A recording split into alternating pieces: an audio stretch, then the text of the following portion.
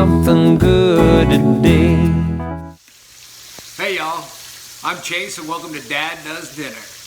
Today we're cooking up a Creole classic, grits and grillades. Now grillades is the French word for beat the crap out of a piece of meat until it's tender. Okay, not really. Actually it means grilled, which is kind of odd because there's no grilling involved in this recipe. The actual history of grits and grillades is a little unclear. It is thought that perhaps butchers used to take the end pieces that they cut off of pork, pounded them out, dredged them in flour, fried them up, and then stewed everything together in some kind of tomato-based roux. As years have progressed, most of the time we see grits and grillades cooked with beef, though it can be cooked with pork or veal. Most commonly today you'll see it cooked with beef. So as you can see, we've already gotten started. So in my skillet, I started out with the drippings from a half pound of bacon that I rendered down. The other day at the store, this eye of round roast was on sale and I thought that would be perfect for grits and grillades, so I picked it up. I trimmed the fat and then I rendered that fat down with the bacon drippings in the pan. To that, I added canola oil until I had about a ½ inch of oil in the pan. Use whatever oil you like, but grits and grillades is all about layering flavors and spices, and so I'm going to build flavors wherever I can. After trimming the fat off, I cut my eye of round roast into ½ inch pieces and then pounded them out very thin. It's best to use a cheaper cut of meat for grits and grillades, some kind of roast, a rump roast, an eye of round roast, even a chuck roast. Something with a lot of connective tissue because we're going to cook this low and slow, build flavors while that connective tissue breaks down and becomes very tender. After tenderizing my piece of meats, I double dredged them in 2 cups of flour and 2 teaspoons of Tony Chacher's Creole seasoning. So first I dredged them through the flour and I let them sit for about 10 minutes. And after about 10 minutes, they'll look like this, almost like you haven't dredged them hardly at all. That's just simply because the flour is getting hydrated with the meat's juices. And so once that happens, I come back and I dredge them again. Now this will make for a crust that'll stick a little bit better when you're frying up your meat. I heated my oil up to 380 degrees. I want these to fry at about 350, and I know that grease temperature is going to drop when I add my meat to the pan. They go for about a minute and a half on each side, and when they're all done, they look golden brown and delicious. Cooking this meat like this really reminds me of being a kid. We were a hunting family, and so we had a lot of deer meat. And this was our favorite way to eat deer meat. And as a little kid, I was the one who tenderized all the meat, pounding that meat out, and we get dredged in flour and then pan fried just like this. Like so many Creole dishes, there's no wrong way to do grits and grillades. What almost all of them have in common is a pan-fried meat cooked in a tomato-based roux. There's lots of variations. Today I'm going to stick pretty close to traditional for most things, but I'm going to add a few twists of my own. So when frying your meat, you know that it's ready to turn when it releases easily from the bottom of the pan. If it sticks a lot, then it's not ready to turn. If it sticks just a little bit and you can just slightly wiggle it, loosen it, it's probably done. So I turned off my heat and I'm going to remove all but about 2 tablespoons of this oil from my vegetables. I've got 2 tablespoons of oil left in this pan with all of these wonderful brown bits that are stuck to the bottom of the pan, and now to it, over low heat, I'm going to add 1 diced onion. This was about a medium-sized onion. I'm going to let this go pretty low and slow and really start to caramelize. So this is going to take about 20 minutes to get the onions to where I want them. This is more flavor development, and these onions are going to sweeten up really nicely. I'm not going to add salt to these onions like I usually do because there was seasoning on the meat, and that seasoning is left in the pan. As these onions start to release some of their moisture, I'm going to use that to help deglaze the bottom of the pan and scrape some of these brown bits up. Those brown bits in the bottom of the pan add a lot of richness and flavor. We do know that originally the grillades were either served on their own or with rice like so many other Creole dishes. And as time went on, it was decided that grits was the best pairing to go with grillades. I've got most of those brown bits scraped off the bottom of the pan, and I've turned my heat to very low and I'm gonna just let these go for about 10 more minutes. And I'm gonna leave these onions alone. For them to start to caramelize properly, you don't need to be moving them around. My onions are soft, they're translucent, and they're just starting to caramelize. So I'm gonna go ahead and add garlic. This was an entire head of garlic, and the head was kind of small, probably 2 tablespoons of garlic. I turn my heat back up to medium, let this garlic go for about a minute, maybe 2 minutes when it gets good and fragrant, and then I'm gonna add the rest of the trinity, which is bell pepper and celery. Bell pepper, celery, and onion is known as the trinity in Louisiana. You find the trinity as the base of many, many Creole and Cajun dishes. All right, garlic's good and fragrant. You don't want to let that garlic go too long at this stage because it will get bitter. And now we're going to add the red bell pepper and celery. This was 2 small stalks of celery and 1 bell pepper. After about 3 minutes, my bell pepper and celery is just starting to soften. So I'm going to add to this 2 cups of tomatoes that I chopped up. These were fresh tomatoes we had hanging out that were just about at the end of their shelf life. It was a combination of Campari tomatoes, which are just a little bit bigger than a cherry tomato. And then we had some grape tomatoes and then some early tomatoes that have come out of the garden. If you don't want to use fresh tomatoes here, you can open up a can of tomatoes, drain them, and use that instead. So with the juice that's coming off the tomato, I'm using that to deglaze the rest of this pan and get all the rest of those brown bits off. Okay, I'm gonna let you in on a little secret that's gonna drive some old lady in New Orleans crazy. Mixed into those tomatoes was 1.5 diced chipotles. And while it's not traditional, it's gonna go with the flavors that we're making really well. But I promise you, there's some old lady in New Orleans right now going, there ain't no chipotle and grits and grillades. When you cook with flavors you like. Chipotles are going to go really well with everything that we've got going on here. It's going to add flavor. It's going to add that smoky spice to it. And I may have a couple other surprises in this dish coming up. This smells really good. The fragrance of those onions and garlic and peppers, and then the spiciness from that chipotle. This is going to be good stuff. All right, just when things start to thicken up and those tomatoes are cooking down a little bit, go ahead and turn off the stove, and I'm gonna pull these vegetables out of the skillet, and then we're gonna make our roux. Roux is always equal parts fat and flour, and that fat can be oil, it can be butter, it can be bacon drippings, whatever fat you like. The fat we're using here is the oil that we cooked those steaks in. So I got 1/3 cup of that oil, and to that I'm gonna add 1/3 cup of flour.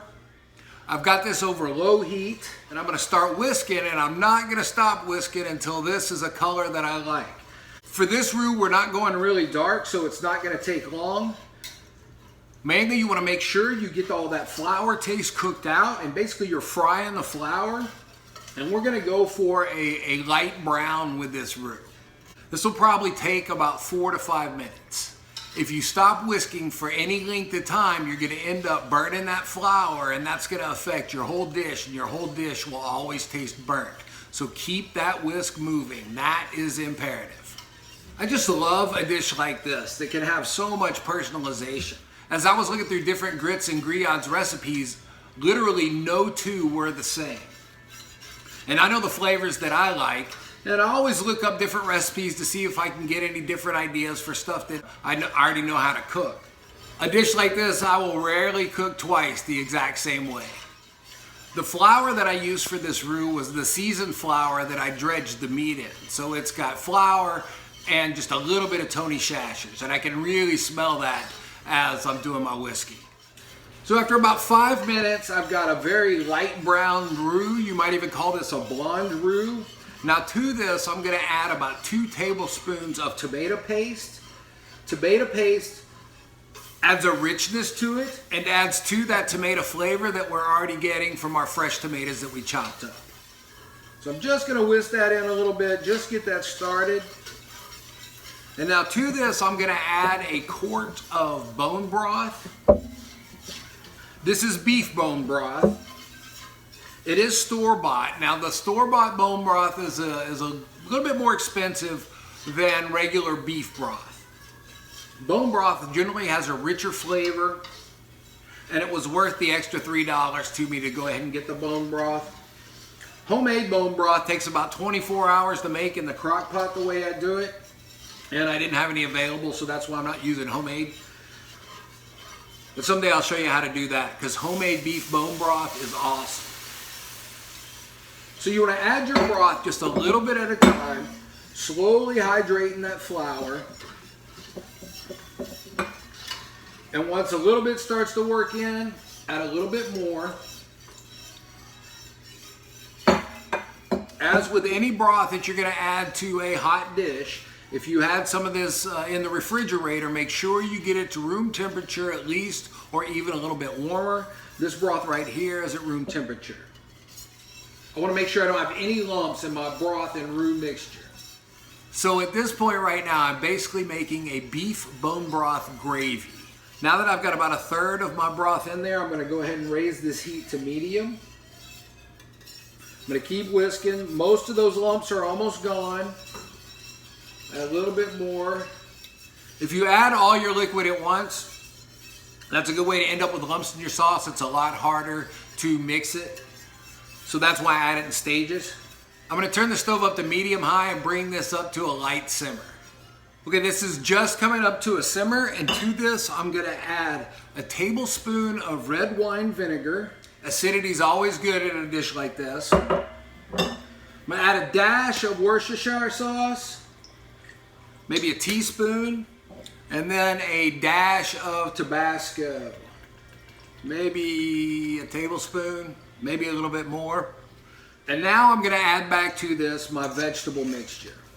When I started this, I diced up a ½ pound of bacon so I could get those bacon drippings to cook my meat and my vegetables in. And so now I'm going to take half of that bacon and I'm going to add it to this. Once again, some old lady in New Orleans is losing her mind. So we're going to give this a stir, and I'm going to taste it and see if I think it needs any more seasoning. That's pretty good just the way it is. I think I'm going to add a little bit of salt to it. About a ½ teaspoon of salt. All of this is going to cook down a little bit, and those flavors are going to intensify, so I definitely don't want to overdo it on the salt at this point, and I can always add salt at the end. Now I'm going to add in a couple of bay leaves, and as that simmers, I'm just going to carefully lay in my meat. So I've got all my meat in. I'm going to turn this down to low. Now I'm going to cover this and let this cook for about an hour to an hour and a half, just till that meat's fork tender. You should be able to cut the grillades with the edge of your fork, but you don't want this falling apart. So here it is in the pot. You just want that liquid to cover the tops of your top layer of meat. So it's been 30 minutes. My grillades are looking good. I did give them a little stir to make sure nothing was burning on the bottom of that pan. And now it's time to make the grits. In my pot, I have 2 cups of chicken broth and 2 cups of milk. I'm bringing that to a boil, and I'm going to add 1 cup of old-fashioned grits. These are the kind that take 20 minutes to cook.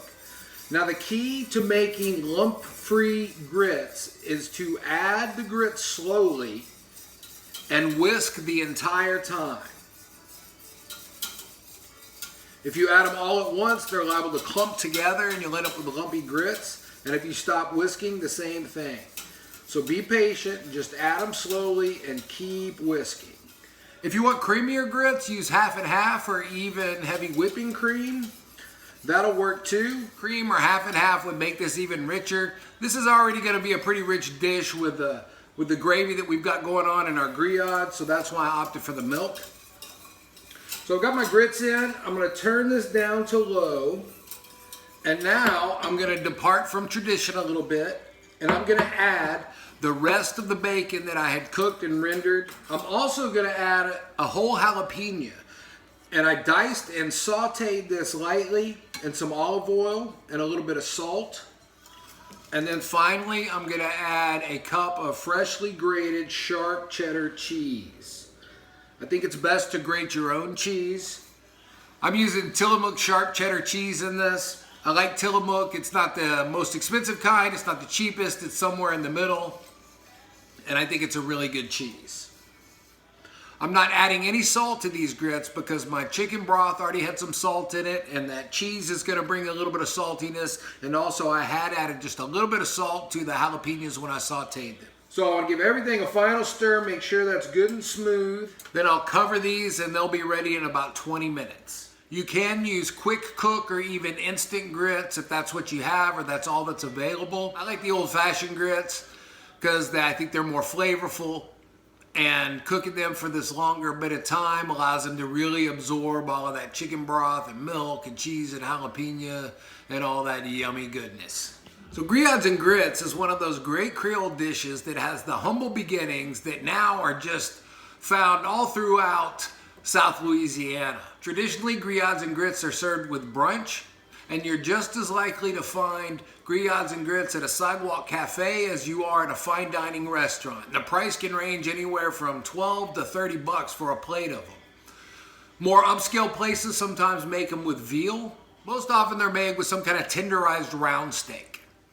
So as these grits cook, we're gonna check them every 5 minutes or so, give them a stir. It smells so good in here, I cannot wait to eat. So I gotta give a couple of shout outs, as always, to my buddy Mike and his crew at One Arm Brewing and Barbecue in San Angelo, Texas. He's the mini micro brewery known for their all-you-can-eat endless sausage platter. I know he's got some really good dishes that he's cooking up for next week. So make sure you tune into his YouTube channel, One Arm Brewing and Barbecue. You know, amongst my 30 subscribers, yeah, there's 30 of you. There's some really diehard fans out there, and I really appreciate your support. Emmy and her hacker husband, Super Nate, can't seem to get enough of Dad Does Dinner, and I really appreciate that. And the Q brothers always drag their mom and pop in front of the television, sit them down, and make them watch it on the big screen. So I really appreciate that support. I get a picture and then a comment of what I did right and what I did wrong. Kevin's especially hard on me. So Q brothers, shout out to you. And to all my buddies at Cairo American College who really seemed to enjoy my last video of Egyptian food, I really appreciate your support and everything you said about that video. Hope y'all keep watching. And finally, my students, gosh, as this coronavirus pandemic has worn on, I just miss y'all more and more each day. I can't wait to get back in the theater with you guys and get something going on the stage. I love hearing from y'all. And I miss you terribly. Hang in there, y'all. As the coronavirus wears on and patience gets shorter and shorter because we want life back to normal, just keep in mind those people whose lives will never be back to normal. Be grateful for what you have. Reach out, help somebody else. Do something good for somebody else. And you'll help make this world a better place. Another minute or so and the grits will be done. I did taste that grillade gravy. I think it does need just a little bit more salt. So I'm gonna add that, about a half teaspoon of salt. And now I'm adding about a 1/4 cup of chopped leaf parsley. The parsley is gonna bring kind of an earthiness to this, a little bit of sweetness to it. And adding parsley to stuff always makes it look like you know what you're doing. The grits have been going for 20 minutes. They look creamy. I've turned the heat off. I'm gonna give them a little taste. They're good, they're creamy, they're cheesy. They could use just a little bit more salt, but I'm not gonna add any because we're gonna put the grillades and that gravy over these grits, and I don't wanna make it all too salty when it comes together. Now I'm gonna pull out one of the grillades and see if it's ready to go. And I was able to cut it with just the edge of my fork. That's good. It's tender, but it's still toothsome. You don't want this falling apart. I'm gonna give these about 10 more minutes and then they'll be ready. I also gotta give a big shout out and thanks to all my buddies from Pinewood. Everything's done. This cooked for about 1 hour and 10 minutes. So we're gonna plate up and eat. So I have everything plated up. I topped this with a little bit of green onion, and of course every good Creole dish comes with a French bread on the side. That is just dynamite. It's a little bit spicy. You can taste that jalapeno that's in the grits. And the grits are good and creamy and cheesy. Our gravy on our grillades, it's rich, it's full of flavor, and our meat is just tender enough. And because we double dredged those pieces of meat, the coating stayed on it nicely. And then it's all got a nice little bit of back end heat from that chipotle. And of course, all of that added bacon just makes it better. Remember to enjoy yourself in the kitchen and cook what you like. Hope y'all enjoy this as much as I do. We'll see y'all next time. And a big thanks to Joey Hancock for coming up with that Dad Does Dinner logo and graphic. Joey's also available as a wedding videographer because that's what you do with a theater degree. Find him on Facebook. Let's all do something good today.